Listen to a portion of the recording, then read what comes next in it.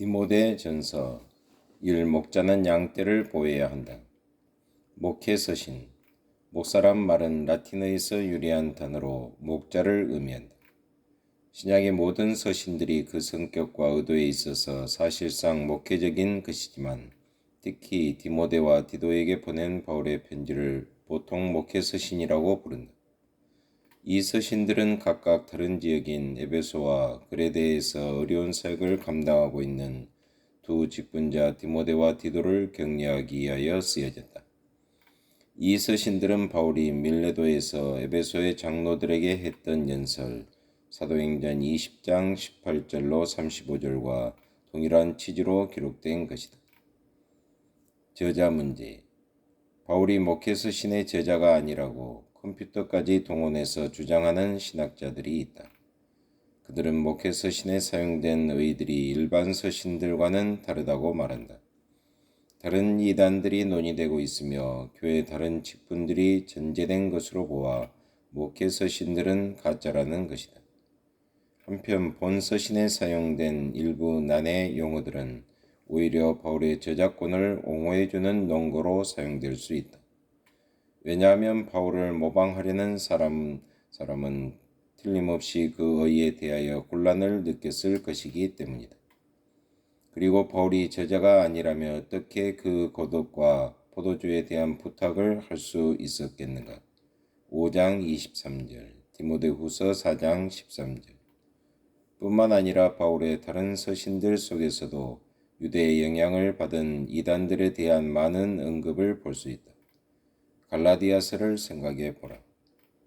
장로와 집사에 대해서는 사도행전 20장 17절과 빌립보서 1장 1절의 말씀에 비추어 볼 때 이미 바울 당시에 그러한 직분들이 교회의 통상적인 직분이었음을 알 수 있다. 디모데와 디도가 감독이었다고 생각하는 것은 옳지 않다. 왜냐하면 그 명칭은 보다 후대에 사용된 것이기 때문이다. 바울은 아직 자유의 몸이었을 때 디모데에게 첫 번째 편지를 썼다. 보통 바울이 로마의 감옥에서 풀려난 후에 디모데 전서를 썼다고 생각하지만 그 편지가 훨씬 전, 즉 바울의 마지막 예루살렘 방문 전에 쓰여졌을 가능성도 검토해 볼 수 있을 것이다. 바울의 마지막 예루살렘 여행 전이란 사도행전 20장 2절과 7절 사이를 말한다. 그러므로 마게도냐의 여행 1장 3절은 사도행전 20장 1절에 언급된 여행이 될 것이다. 혼합주의의 위험. 디모데전서가 쓰여질 때 디모데는 에베소에 있었다. 바울이 디모데를 에베소로 보냈기 때문이다. 디모데의 특별한 임무는 이단을 방지하는 일이었다. 에베소에 있는 교회는 기독교와 이교주의 그리고 유대적 사상을 혼합시키려는 운동, 보통 혼합주의라고 부른다. 에 감염될 위험에 처해 있었다. 유대인들 사이에 유행하고 있었던 많은 불경건한 교훈들 때문에 이단 사설들이 교회에 훨씬 더 쉽게 침투할 수 있었다.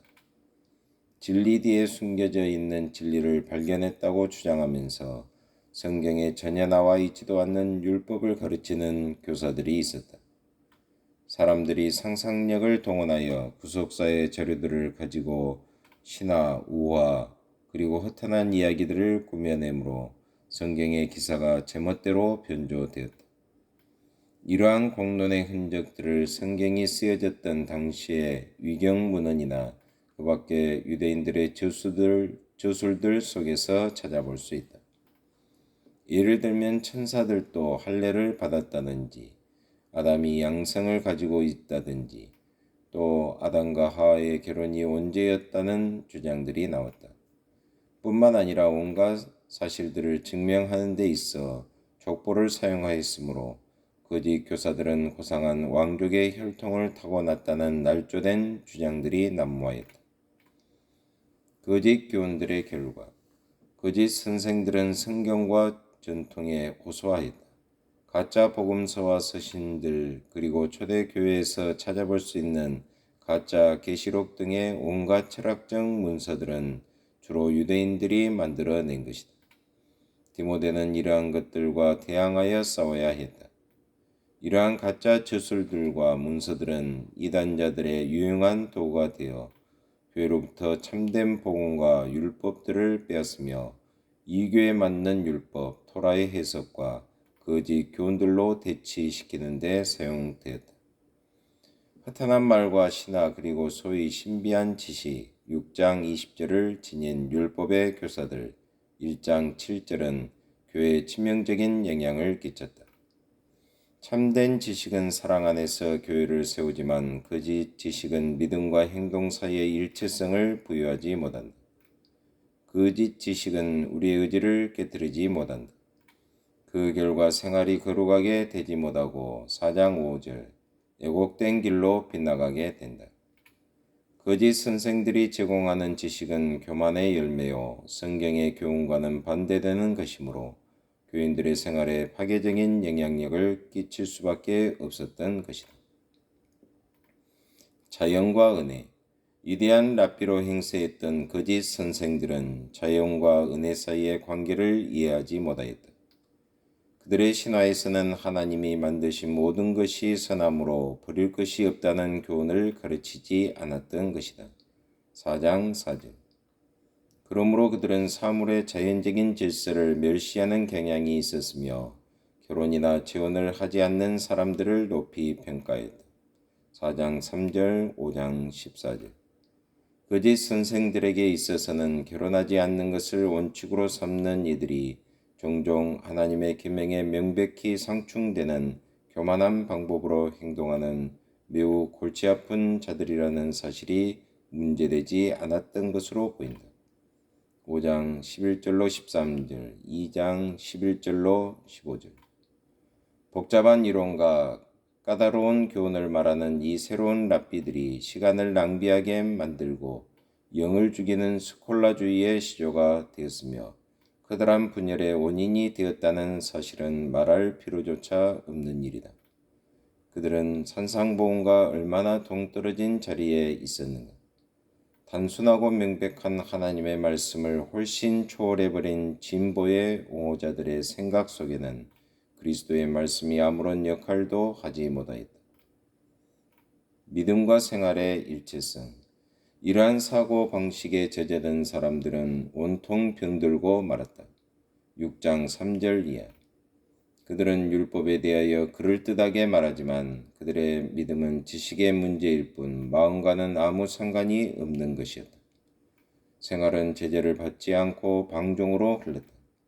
특히 이 점에 대하여 바울은 디모데에게 믿음과 생활의 일체성, 즉 자연과 은혜의 관계를 보여주고 있다. 바울은 디모데에게 그리스도의 말씀을 직분을 감당하는 지침으로 삼으라고 권면한다. 이러한 태도는 이단을 배격하고 경건을 함양시키는 가장 고상한 형태의 금욕주의인 것이다. 4장 6절로 16절 바울이 디모데에게 첫 번째로 보낸 편지는 모든 시대의 교회들과 밀접한 관계를 가진다. 교회는 항상 로고스, 즉 말씀에 순종하는 지식을 흐트러지게 하는 신화의 위협에 직면해 있는 것이다. 하나님 아버지 참으로 감사합니다. 오늘은 디모데전서를 배우게 하심을 참으로 감사합니다. 이 어지러운 세상 가운데서도 하나님의 말씀을 중심으로 해서 이단을 배격하고 저희들의 신앙이 순수하게 하나님의 영광과 복음을 위해서 헌신하는 그러한 신앙생활이 되게 하여 주옵소서. 예수 그리스도의 이름으로 기도하옵나이다. 아멘.